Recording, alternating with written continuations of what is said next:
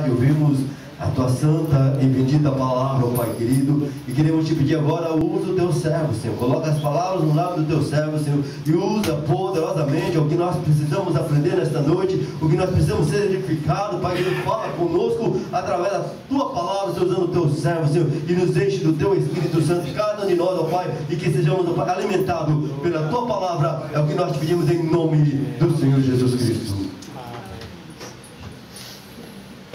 Paz do Senhor, meus amados. Graças a Deus, mais uma vez estamos aqui, né?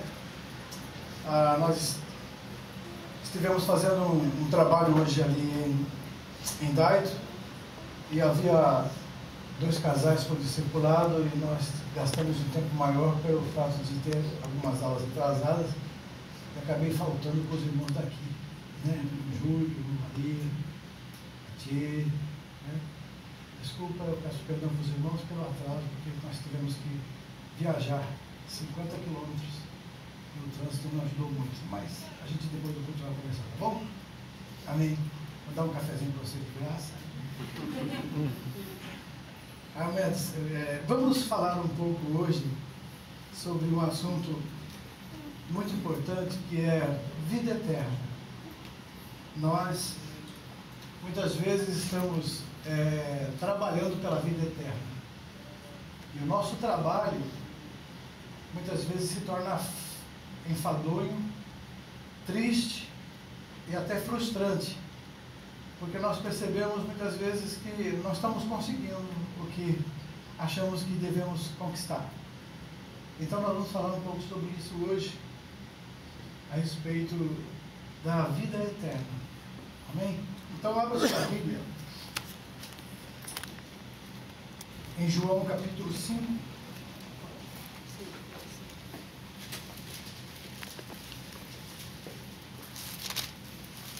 O versículo 24. Capítulo 5, versículo 24. Evangelho de João.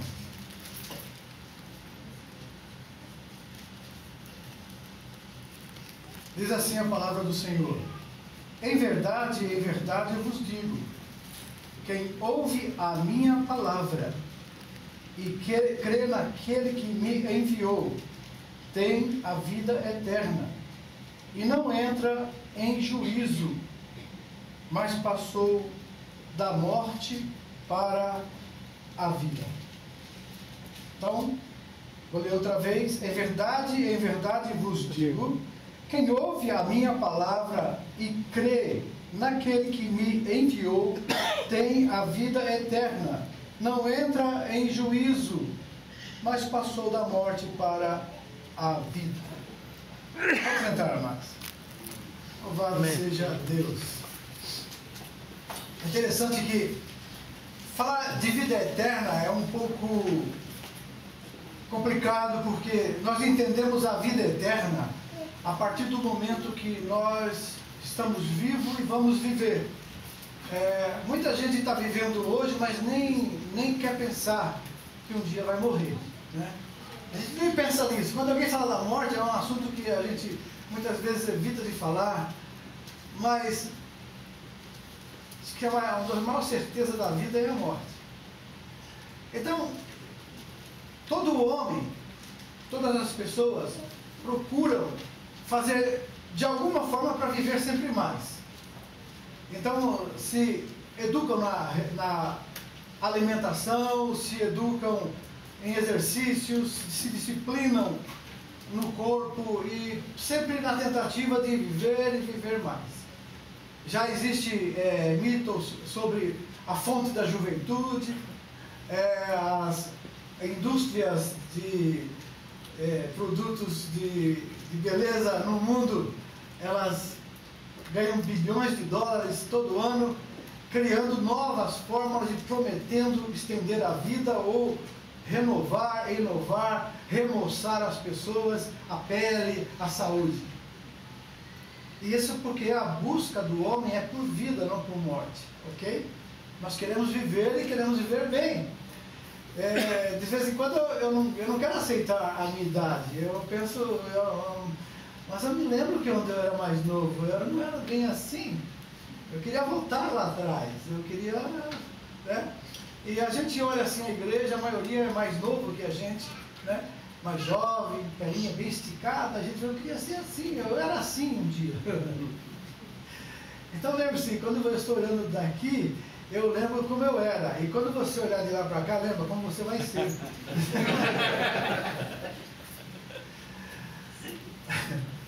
Mas uma coisa muito importante, amados, é que, tirando essas coisas que são daqui da terra, vamos pensar um pouco em coisas mais eternas, mais grandes, maiores. Não são passageiras, não são efêmeras, são eternas. Jesus Cristo, ele nessa palavra aqui, ele disse que aquele que crê nele tem a vida eterna. Já passou da morte para a vida, não morre mais. Então, a gente muitas vezes se desgasta muito procurando merecer a vida eterna, procurando fazer com que a gente conquiste de Deus o direito da vida eterna. Só que, na verdade, amados, temos que ter consciência de que esse direito jamais existirá com nossos próprios recursos, com nossa própria força, com nossa própria habilidade, com nossa própria disciplina. O que vai fazer-nos ter a vida eterna é algo específico, singular. É quando a gente crê em Jesus Cristo como o Filho de Deus, como o único Salvador da nossa alma, aí sim nós estamos salvos. E é até perigoso a gente querer de alguma forma conquistar essa vida eterna. Mas infelizmente muitas vezes a gente aprende assim. E na busca de conquistar a vida eterna a gente se desgasta, se esforça, a gente deixa de ter muitas coisas que a gente gostaria e a gente rejeita muita coisa e entra em muitas coisas que a gente não entende direito, em busca de que merecer. Eu preciso fazer mais, eu preciso me dedicar mais, eu preciso me esforçar mais, eu preciso me santificar mais, eu preciso buscar mais. Ok, tudo isso precisa mesmo, mas nunca pense que isso vai te dar a vida eterna, ok? Nunca vai te dar a vida eterna. Isso vai acontecer quando você se santificar mais, buscar mais a Deus, vai santificar, isso é separar mais você para Deus, e mais certeza da vida eterna você vai ter, porque a vida eterna foi adquirida por você e por mim, quando aceitamos Jesus como nosso Salvador. Amém. Não houve esforço, não houve nenhum mérito, não houve nenhuma coisa que você fez, que você fez isso, agora o seu presente é a vida eterna. Não, isso nunca vai acontecer. Religião, religiosidade, legalismo, seriedade de compromisso, fidelidade, nada disso salva. Mas isso faz parte da salvação. Isso faz parte da eternidade. O crente salvo, o crente fiel, o crente verdadeiro, o que creu realmente em Jesus, essas atitudes de busca não vai ser o esforço dele, vai ser a consequência da habitação do Espírito de Deus em mim, que aceitei Jesus e portanto sou morada do Espírito Santo, sou casa de Deus, habita Deus em mim, Ele vai guiar minha vida e eu vou, aleluia, com as minhas atitudes e o fruto do Espírito em mim, mostrar ao mundo que eu sou eterno, eu sou salvo, eu sou de Jesus. Os esforços humanos fazem-nos sentir bem. A gente jejua, a gente ora, a gente busca Deus, a gente se interna, a gente começa a ler a Bíblia e fala assim: se Jesus voltar agora, eu estou indo. Aí daqui a pouco fica uma semana sem ler a Bíblia, sem orar, sem buscar Deus, sem jejuar. Aí fala assim: se Jesus vier agora, eu fico. Que salvação é essa? Parece que a gente está vestindo uma camisa, tirando a camisa, colocando a camisa. Assim, salvação não é isso, irmãos. A salvação ela só vai ser perdida por nós se nós abandonarmos a fé em Jesus Cristo, renegarmos o Filho de Deus como nosso Salvador pessoal e abandonarmos totalmente a graça de Deus. Isso é renegar a fé, isso é extinguir o Espírito, e isso é rejeição. Para isso não tem jeito. Mas ao passo, o momento que você aceitou Jesus Cristo, então isso não foi um mérito, isso não foi porque você melhorou, isso não foi porque você foi mais bonzinho, isso não foi porque você agora está vivendo diferente, não, isso foi porque você creu em Jesus. Mas a prova de que você creu realmente em Jesus é que vai se manifestar nas atitudes que você vai ter daqui para frente.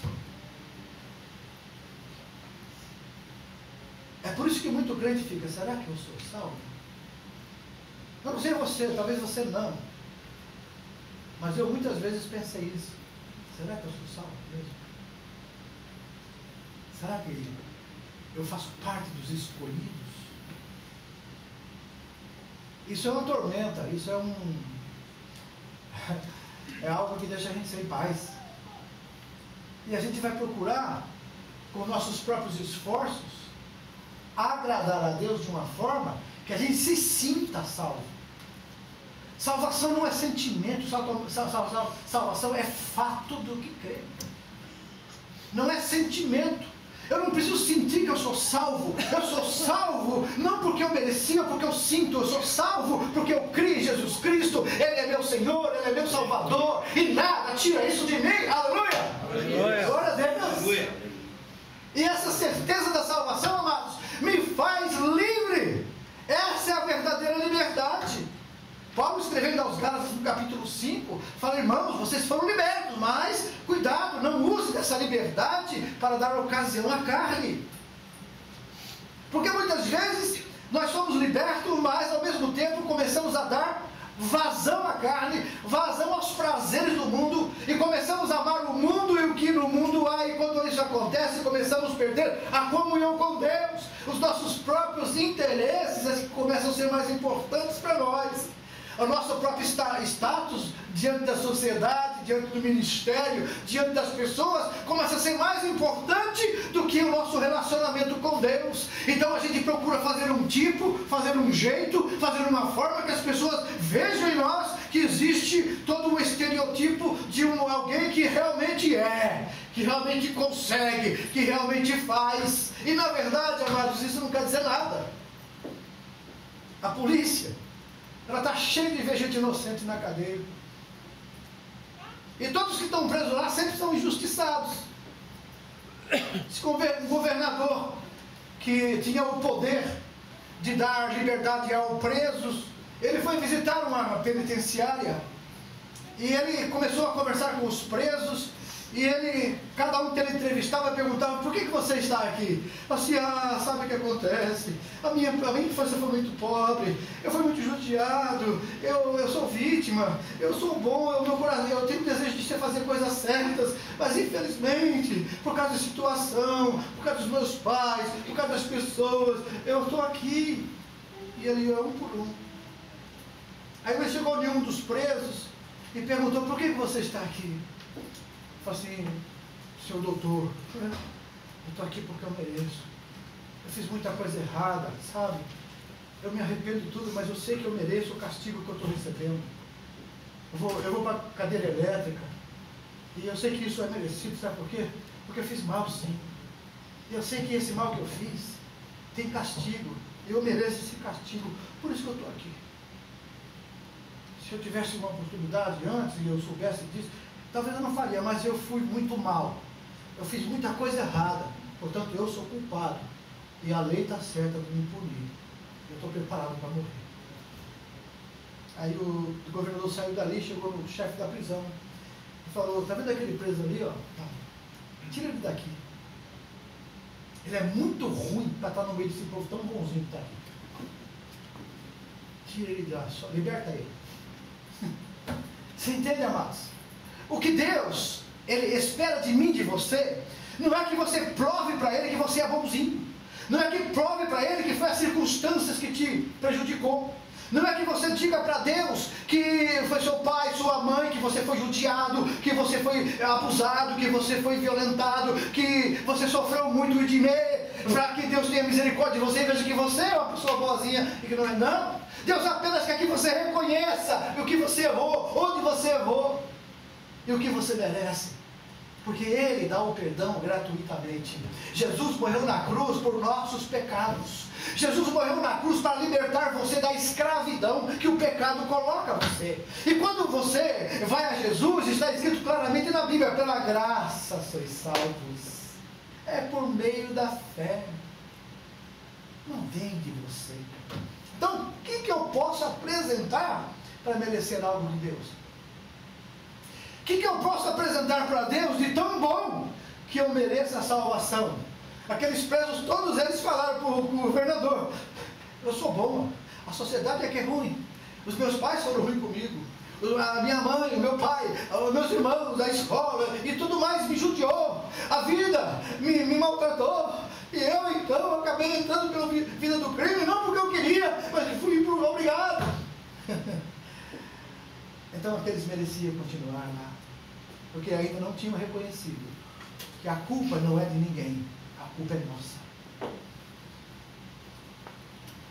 Ah, pastor, mas quer dizer que alguém sofre, uma criança sofre abuso, uma criança sofre violência, a culpa é da criança? Não, a culpa de sofrer violência e abuso não é da criança, ela até pode ter sofrido, mas ao encontrar-se com Jesus, a culpa dos pais não vai fazer nada para merecer alguma coisa daquela criança, porque ela também, depois que cresceu, é um pecador, uma pecadora, e quando ela vem a Jesus, não vem por causa dos abusos que fez, vem para ser salvo dos seus pecados, os pecados da mentira, os pecados do engano, os pecados do ódio, que também guarda no coração, a mágoa no coração guardada, que não perdoa, também é um pecado que leva ao inferno. Jesus falou que aquela pessoa que não consegue perdoar aquele que o ofendeu, essa pessoa também é réu de juízo, ela não vai entrar no reino dos céus, ela é pecadora, porque ela continua com o pecado, porque não é perdoada, porque também não perdoa. Então perdoar não é sentimento, perdoar é mandamento, então tem que ser obedecido, senão também não tem o perdão de Deus. Agora, depois que eu sou salvo, eu não posso ter esse tipo de sentimento dentro de mim, de que eu tenho o direito de não perdoar, de que eu tenho o direito de fazer do meu jeito. Não, eu não mais pertenço a mim, eu pertenço agora ao Senhor. Eu tenho que ser guiado pelo Espírito de Deus. A minha vida controlada pelo Espírito vai me fazer tomar atitudes corretas, andar por caminhos certos. Não vou tropeçar mais, porque agora eu tenho lâmpada para os meus pés e luz para o meu caminho, que é a palavra de Deus. Eu tenho o Espírito Santo que me ensina, que me exorta, que me orienta, que me ilumina. Eu tenho o Espírito Santo que intercede por mim. Eu tenho o Espírito Santo que habita dentro de mim. Eu posso ser guiado por Ele se eu quiser. Assim como a salvação, amados, ela não depende de mim, porque foi uma graça de Deus, eu só tenho que crer. Não por mérito. Também andar no Espírito depende muito mais de você de se entregar, não de você querer desejar ou simplesmente falar, eu vou. Não, você não vai, o Espírito vai, porque o fruto vai ser dele. A iluminação da mente vai ser dele, o comportamento gerado pela direção do Espírito Santo faz você tomar decisões corretas, faz nós tomarmos atitudes que sempre promovem paz, alegria e gozo, porque é isso que o Espírito provoca em nós. A condução do Espírito Santo permitida por nós, é entregue a Ele nos conduz convenientemente. Paulo, ele recomenda que nossas atitudes sejam controladas pelo Espírito, para que não sejamos guiados pela carne. E ele disse em Gálatas 5, olha, o Espírito milita contra a carne contra o Espírito, para que vocês não façam o que vocês querem. A carne quer levar vocês ao pecado. A carne quer levar vocês, a nós, ao prazer da vida. A carne quer desviar a nossa vida da nossa santificação, da nossa renúncia dos prazeres, para viver uma vida em harmonia com Deus e a sua palavra. E isso provoca, amados, separação. Mas quando nós resolvemos dizer: eu não posso, Senhor, mas tu podes. Eu não consigo, mas eu quero, mas não consigo. O Senhor pode, então me ajuda. Eu me entrego. Eu me rendo. Render-se a Deus não é simplesmente falar, é demonstrar. Mas até para demonstrar a rendição a Deus, precisamos do Espírito Santo. Porque é Ele que vai mostrar isso em nós. É o fruto dele que vai aparecer em você e em mim. As pessoas vão ver Deus em você, vão ver Jesus na sua vida. As pessoas vão ver que você tomou direções diferentes, e muitas vezes até estranhas, mas que no final delas conduz a conceitos certos. No final delas conduz as coisas boas. E as pessoas ficam: uau, deu certo, uau, foi bem feito, olha como foi, olha, aconteceu isso mesmo, olha, a gente pensava que ele estava errado, mas ele estava certo. Por quê? Até mesmo a gente, muitas vezes, direcionado pelo Espírito, ficamos estranhando: é assim mesmo, Deus? Tem que fazer isso? Mas eu vou fazer, porque, como disse Pedro, já pescamos a manhã inteira, pegamos nada, agora já é meio-dia, tem mais peixe não. Mas sobre a tua palavra eu vou lançar a rede. Uma atitude de fé, obediência. Uma atitude, amados, daquilo que nós chamamos de impossibilidade. Se não deu até agora, desde a madrugada que o pescador vai para o mar às 3 horas da manhã, e depois chega meio-dia, vai querer pescar, não tem mais jeito. Já estavam recolhendo a rede, já estavam limpando a rede, mas lança. Então isso é questão de fé, não é questão de tempo, não é questão, amados, de condições, é questão de obediência, porque fé e obediência estão ligadas. A fé me leva à obediência e a obediência me aumenta a minha fé. Quando eu obedeço, eu vejo Deus fazer, a minha fé aumenta, aí eu obedeço novamente, a fé aumenta, eu tenho fé e obedeço, e a fé me faz crescer cada vez mais, de fé em fé, de glória em glória. Aleluia. A presença do Senhor. Nossas preocupações são verdadeiras e precisamos ser preocupados, mas a preocupação nossa não vai ser mais: eu sou salvo, eu não sou salvo. Agora, a minha preocupação é: eu estou sendo guiado pelo Espírito? Eu preciso me entregar mais, eu preciso me deixar mais ser levado por Deus, porque assim, mas você é salvo? Claro, não tenho dúvida. Eu sou salvo porque Jesus me salvou, não é porque eu mereço, não é porque fiz coisa boa, eu sei disso, eu sou consciente disso. Eu sou salvo porque eu creio em Jesus Cristo e eu creio nele. Agora, eu tenho que me deixar guiar pelo Espírito, para mim não ficar tropeçando por aí. E aí então, amados, nós percebemos que a eternidade não vai começar quando nós adquirimos um novo corpo ou morremos. A eternidade nossa começou agora, quando nós aceitamos Jesus.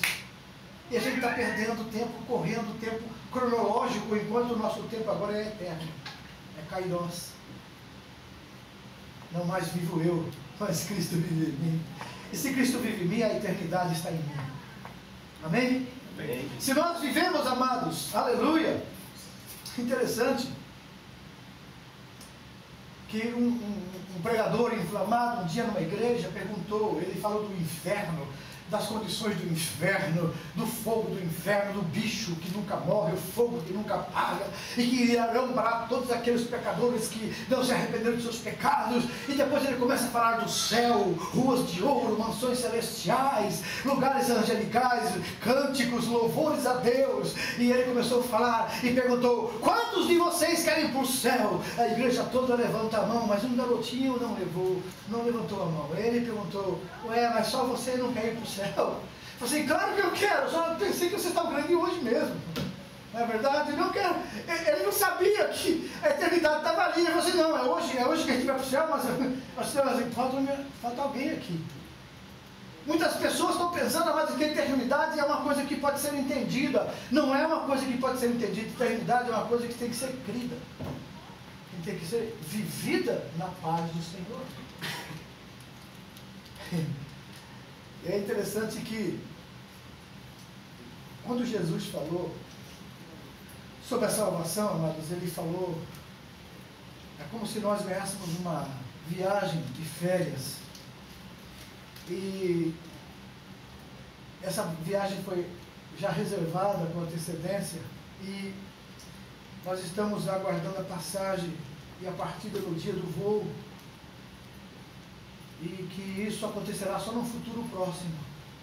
E nós ficamos parados pensando como será a eternidade, ao passo que nós poderíamos estar vivendo a eternidade, desfrutando dela a partir de agora. Como? Na convicção de que eu sou salvo. Então agora, a partir de que eu... O que Jesus falou? Aquele que crê em mim, ainda que esteja morto, viverá. E o que vive e crê em mim, nunca morrerá. Então aquilo que eu estou falando não é o que eu acho, o que eu penso, o que alguém pensou e eu concordei, mas é o que a Bíblia diz. É o que Jesus falou. E isso, amados, tem que bastar para nós. É verdade? Se nós cremos em Cristo, somos cristãos, então não podemos ficar dependendo de circunstâncias e situações para sentirmos salvos. A nossa ascendência, isso é, aquilo que você recebe como presente de Deus, que é salvação, não pode ser desejar pagar. Como que você se sentiria, amados, se você vem com a maior alegria, como um presente muito caro, e dá um presente para o pastor? Se quiser, faz isso, tá? E você traz o presente para o pastor recebe o presente, e aí fala assim, quanto custou? Você, não, pastor, é um presente. Você, eu não vou aceitar. Quanto custa? Eu vou te pagar, eu posso pagar você. Como que você ia se sentir? Hã? Alegre? Opa, o pastor vai pagar para mim o presente, é verdade? Não. Você se sentiria muito humilhado, muito mal, muito desprezado. Pô, eu dei um presente, ele quer me pagar. Hã? Não é verdade? Nós fazemos isso com Deus. Toda vez que fazemos alguma coisa boa e certa, e usamos isso como pagamento da salvação que Ele nos deu. Ah, pastora, mas então não pode fazer nada de bom para Deus? Faça o melhor, mas não como presente, mas sim como gratidão. Porque você é salvo. Porque Ele te salvou gratuitamente. Então, Deus, toda a minha dedicação, todo o meu tempo gasto na Tua obra, tudo aquilo que eu puder fazer, eu não quero nenhum mérito para mim, porque maior e muito mais do que isso o Senhor fez. Agora o que eu faço pela fé, por alegria, porque eu sou salvo, eu sou eterno, eu vou morar na glória, eu vou gastar o meu tempo dessa vida aqui na terra, gastando tempo com coisas eternas, coisas espirituais, porque eu sou eterno e sou espiritual, eu não sou carnal, eu não vivo na carne, eu vivo no Espírito, eu sou eterno, eu não sou passageiro, eu não morro mais, Jesus me salvou, eu tenho a vida eterna garantida, e quem garantiu foi Ele mesmo, então por que eu vou ficar preocupado em arranjar minha cama aqui na terra, quando a minha casa está me esperando lá no céu? Aleluia. Não é verdade?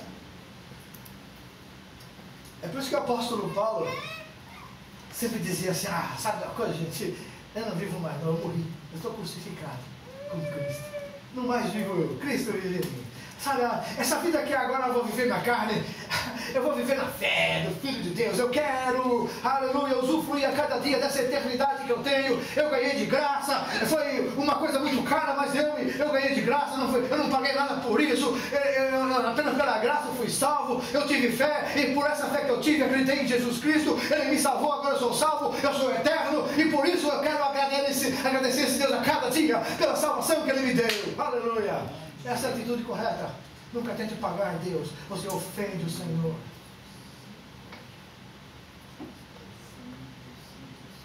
As religiões ensinam que para você merecer alguma coisa de Deus, você tem que fazer caridade, ajudar os pobres, os viúvos, necessitados, porque a Bíblia promete, Deus diz que aquele que dá aos pobres a Deus empresta. Amados, isso tem que ser um prazer de fazer, mas nunca para merecer de Deus algo. A gente faz porque a gente já é, a gente já conquistou, e conquistou, Ele conquistou para nós, e deu gratuitamente, não foi eu, não foi você, não foi ninguém. Então por isso que eu prefiro pregar, e eu já vi muitos testemunhos, e também dei testemunho na minha vida, querendo colocar que nós deixamos isso, deixamos aquilo, deixamos filhos, deixamos casa, deixamos a terra, deixamos o país por causa do Evangelho. Oh, parece dar a impressão até que a gente é um herói. Depois que eu comecei a perceber o que Deus deixou por mim, o que Jesus deixou por mim, eu fiquei com vergonha. É muito pouco com relação ao que Ele fez por mim. Então, amados, não é o que eu deixei por Ele, é o que Ele deixou por mim que me importa. Ele me deu a vida, me deu a salvação. Aleluia. Por mais que eu queira fazer alguma coisa, eu jamais farei para merecer, mas eu farei porque eu já tenho a eternidade, eu já sou eterno. Você entende? E aí você vive a vida tranquila, você serve a Deus com alegria, você tem liberdade, o Espírito Santo vai ter mais liberdade de agir na sua vida, porque você é uma pessoa resolvida, como a gente costuma falar de crente resolvido, é isso aí. Essa vida resolvida nos faz ser livres, tira as amarras, a disposição para perdoar fica maior. Você me perdoa? Já está perdoado, porque nada nos atinge quando você tem a palavra de Deus na mente. Nada nos atinge quando você está com o coração cheio da graça de Deus. Nada pode ofender você ou fazer você ter raiz da amargura quando a graça de Deus te alcançou. Você olha as pessoas não mais com um pensamento ruim, como a gente costuma fazer. Uma pessoa faz o mal, você já quer logo imaginar coisas más para ela. É da mesma forma que ela faz para você, está desejando mal para você, porque você também faz coisas más. Mas quando nós entendemos essa graça, entendemos essa eternidade, essa dádiva de Deus, esse presente de Deus, acabou. Não corro mais atrás da salvação. Já estou salvo. Agora eu vou buscar a direção de Deus na minha vida, para agradar a Ele, o meu amigo, o meu Senhor. Por que Deus chamou Abraão de amigo dele? Abraão não discutia com Deus, não perguntava por quê a Deus. Abraão simplesmente obedecia. Deus falava, vai Abraão, vem Abraão, vem. Para aí, para. Vem cá Abraão, sai da tua terra, no meio dos teus parentes, vai para um lugar, vai para um lugar, eu vou te mostrar um lugar, vai andando. Você iria? Pega sua bolsa, sua mochila aí, fica nas costas, e vai andando aí, vai andando, aonde? Para onde? Não, vai andando que eu te falo, na hora eu te falo. Ei? Abraão creu, Abraão não duvidou. Ele creu que Deus era perfeito. Quando Deus pediu Isaac a ele, que era um total contrassenso, ué, eu não peço nada, ele me chama da minha terra, faz sair da minha família, me dá uma mulher, diz que eu vou ter um filho, a mulher é estéril. Aí a mulher, com o tempo, podia dar luz, não dá luz. Aí fica velha e ele fala que ela vai ter uma criança. Ó, tudo contrário, tudo na contramão do tempo, das possibilidades. Agora, depois que ele me dá um filho que vai ser o pai de muitas nações, que diz que eu vou ser, que através de mim muitas famílias da terra serão abençoadas, agora vai mandar matar o menino? Não, ele não questionou, eu questionei, eu estou falando para você. Abraão não questionou.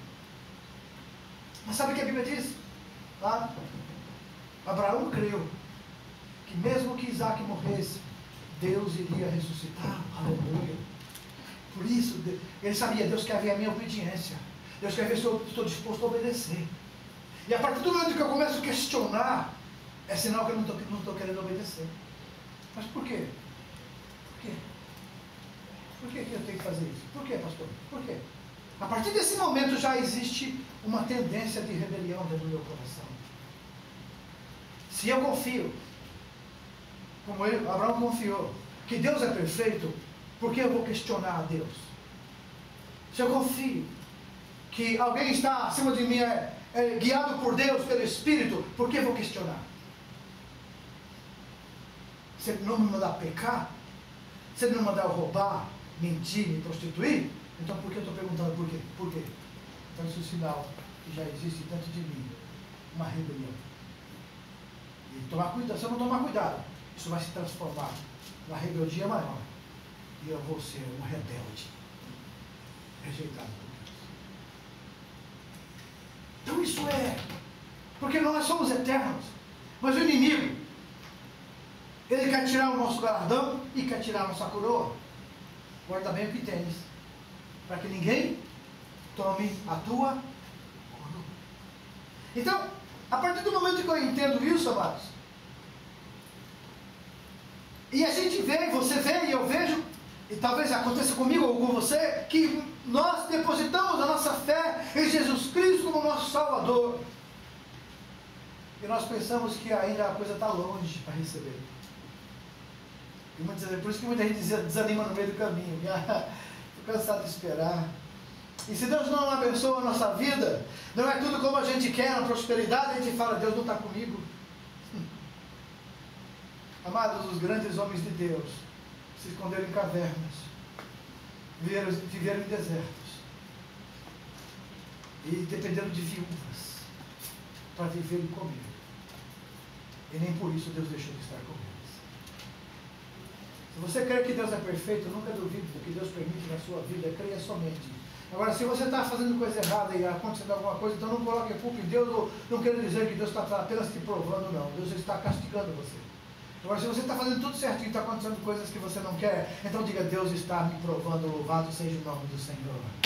Deus está me preparando para algo maior, porque Deus sempre, quando prova a gente, é porque está preparando a gente para algo maior, para algo melhor. Ele fez isso com José, de várias formas. Ele fez isso fazendo os irmãos de José odiar José, os irmãos de José querer matar José, venderam José. Ele foi colocado como escravo na casa de Potifar. Lá ele foi tentado moralmente pela esposa de Potifar, porque não quis ceder ao pecado. Ele foi preso injustamente dentro de um cárcere, de um calabouço, mas lá mesmo assim ele mantinha a fé e o padrão de fidelidade ao Senhor. Sabe, amados, Deus prometeu a ele uma grandeza, um governo, um lugar de honra, um lugar de poder e de comando. E agora ele estava lá no fundo de um calabouço, numa prisão no Egito, longe da sua terra, da sua família e tudo mais. Alguém poderia dizer, há possibilidade de se cumprir a promessa que Deus fez para ele, o sonhador, como os irmãos dele chamaram de sonhador. Mas, se você analisar claramente, tudo isso foi preparado por Deus para que José estivesse no lugar certo, na hora certa, no tempo certo, que Deus iria usá-lo. Lá na prisão, o faraó teve um sonho. O padeiro que servia, o copeiro que servia a faraó, tinha o conhecido José lá na prisão. E José tinha revelado um sonho para ele e se cumpriu. E quando o faraó estava perturbado com aquele sonho que ninguém conseguia decifrar, ele falou, Aí talvez alguém pense, por que não lembrou onde? Esse cara foi ingrato, porque José revelou o sonho, aconteceu exatamente como José falou. Por que ele não falou logo para o faraó para tirar José lá da cadeia? Não era tempo, amados. Não era o tempo. Se Deus não está tirando você de uma situação que você já quer sair, pense assim, não é tempo. Porque o tempo de Deus na vida de José ainda era somente no tempo que Deus ia usar faraó, um rei ímpio e até feiticeiro. O Egito vivia de feitiçaria. Aí faraó tem um sonho, ninguém consegue revelar para ele, os feiticeiros, os agoureiros, os adivinhos, não adivinharam nada, porque o que é de Deus o inimigo não sabe, mas o servo de Deus sabe, porque Deus revela a seus servos. E José foi levado à presença de faraó, e lá José falou, o Deus que eu sirvo revela sonhos. Então ele continuou honrando a Deus. Você não pode falar assim, você viu, acertei o copeiro, acertei o padeiro morreu, o copeiro está aí, não está? Não, foi eu que acertei, foi eu. O Deus que eu sirvo é o Deus que dá os sonhos. Aleluia. Toda honra e toda glória sempre ao Senhor. E quando José contou o sonho para ele, imagina, lá do calabouço, para sair para a presença do faraó. A mudança começa, amado, muitas vezes é no fundo do poço mesmo. Deus permite que você chegue em lugares que você nunca quis chegar, para te levar a lugares que você nunca imaginou chegar. Ele pegou José lá no fundo do poço, lá no calabouço. E a ordem veio lá de cima: traz esse moço à minha presença. Mas não pode pegar José lá e jogar na presença do rei. Teve que preparar ele.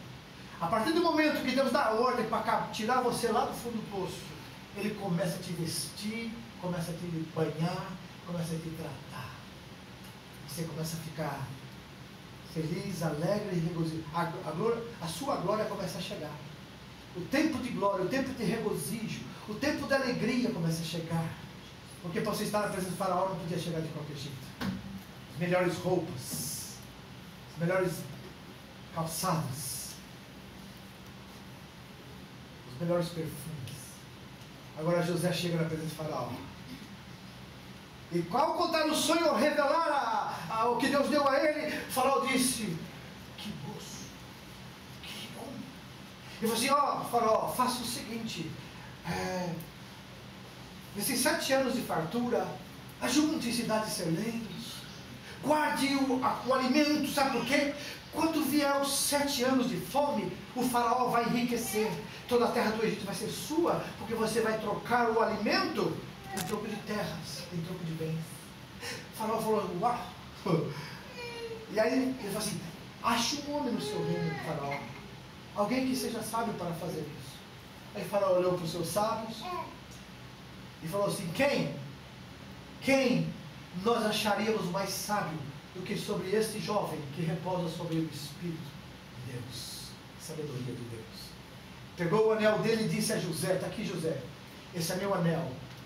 No Egito, José, olha, o escravo hebreu que estava lá no calabouço, acusado de imoralidade, vendido como escravo. Quando Deus dá um sonho, quando Deus dá uma promessa, se a gente for fiel, se a gente obedecer, a promessa, não importa a circunstância, ela vai se cumprir. No Egito todo, José, ninguém é maior do que você, a não ser eu. Uau. Deus tinha dito a ele, mostrado em sonho, que ele ia ser governador, que os irmãos dele se curvavam perante ele, os irmãos dele ficavam com raiva. Mas agora não era só os irmãos, era o mundo de então se curvava perante José.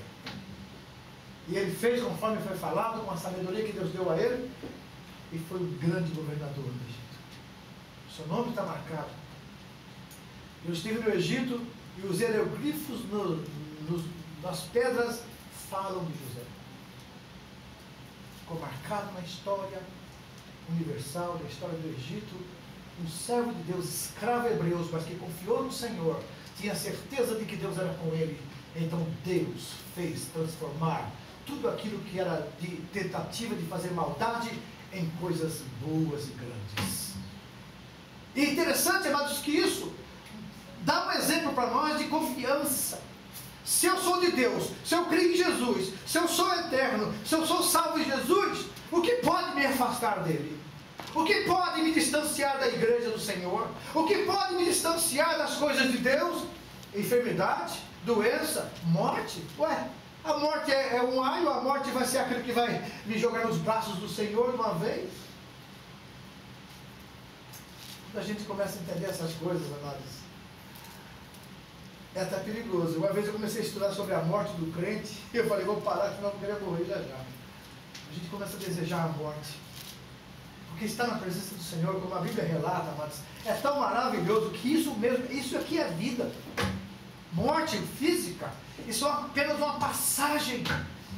A morte espiritual é a pior de todas, e essa que tem que ser, amados, pensada. Você é vivo espiritualmente, pode estar vivo fisicamente, mas a sua vida onde está? Você tem Jesus no coração? Jesus é Senhor da sua vida, Ele domina você, você é guiado pelo Espírito de Deus, você pertence a Deus, você é eterno, você Se não,